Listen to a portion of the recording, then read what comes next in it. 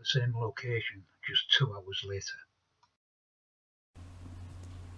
Union 6th Corps Commander General William Franklin rode ahead of his troops on the Stockton Road, arriving at the Crow Bridge crossroads as the light began to fade.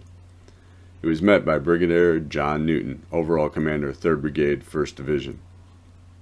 "Situation, John," General Franklin said as he returned the salute. "Sir, the enemy were able to pull out the majority of their force, including 2 batteries of artillery, before we knew what they were up to. Their camp was hidden from the sight of our pickets, so we were blind as to their movements. Once it became obvious that they were preparing to withdraw, General Slocum ordered an attack." That attack was obviously successful, Bill Franklin said, watching a regiment of cavalry move off south and down the Clanfield Road.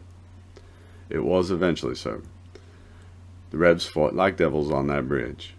Brigadier Taylor was badly wounded, mortally I fear, leading the men of his brigade. Eventually overwhelming numbers told, and once we forced the bridge, the enemy was forced to surrender. Their commander, Brigadier Robert Rhodes, was killed during the fighting." Bill was saddened to hear about both William Taylor and Bob Rhodes. The latter had been a friend in earlier, more pleasant times. "Where is General Slocum now?" "He is back at the bridge, sir. He has taken personal command of 1st Brigade with Brigadier Taylor so badly wounded. He is organizing the care of the wounded and also the transportation of prisoners." "Very good, John. I will go and find him. In the meantime, I want you to make camp here at this crossroads. It's too dark now to move any further, besides which the men of 2nd Division need a hot meal and a decent night's rest. When General Smith arrives with his division, inform him also to make camp here." General Smith's 2nd Division heading east for the crossroads.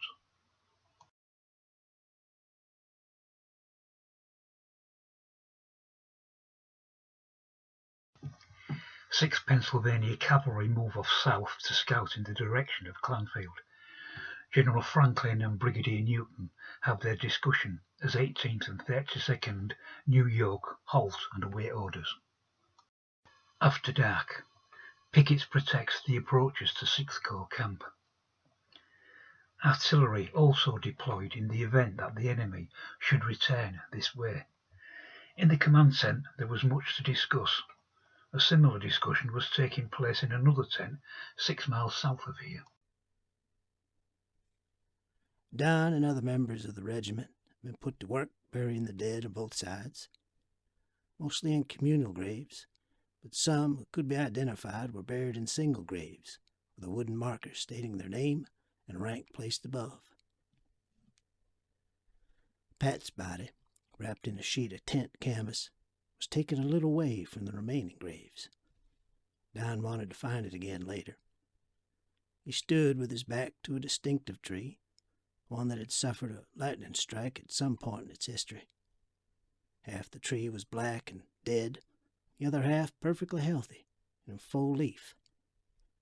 Don raised his arm, pointed at the northwest corner of the Wilson farm, took 6 paces forward, stuck a spade into the soil.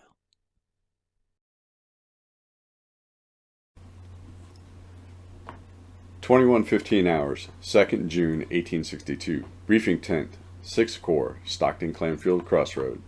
Divisional brigade and regimental commanders sat on camp chairs or stood where they could find room, most clutching a mug of steaming coffee, others enjoying a pipeful of tobacco. All stood and saluted as General William Franklin entered the tent. "At ease, gentlemen. You have earned it. I want to start by congratulating all of you and your men for the excellent job done so far. We have defeated the enemy both on the Stockton Road and at Crow Bridge. We have destroyed or captured 6 enemy infantry regiments, 1 cavalry regiment, as well as 3 batteries of artillery." He paused to allow the figures to sink in. "However, the enemy still has a substantial force that needs to be dealt with. Our own forces have suffered also. Every one of our brigades has suffered to some degree, but we still greatly outnumber the enemy. We are still in the process of interrogating the prisoners, but it seems the brigade that attempted to block us on the Stockton Road was indeed their total reserve. The enemy is now on the run, but has little room left in which to retreat. Eventually, he will have to turn and face us. It may well be in one of the towns or somewhere else, but he must face us at some point. The gathered officers nodded and grunted in agreement. General Franklin motioned the men to gather around a table on which was spread a map of the peninsula. The majority of the corps moved south in pursuit of the enemy towards Clanfield. One brigade will detach to continue along the east road through Stockton, Winton, and eventually halting at Port St. Charles. Any vessels you discover on the march down the coast larger than a damned canoe is to be burnt, along with any quayside and other installations that are of use to the enemy. I intend to chase down the remaining enemy troops and destroy them, as well as achieving all our other objectives. We'll move out at 0800 tomorrow. Questions? 2nd Brigade of 2nd Division, under the command of Brigadier W.T. Brooks, moves off east towards Stockton. The remainder of 6th Corps heads south in the direction of Clanfield.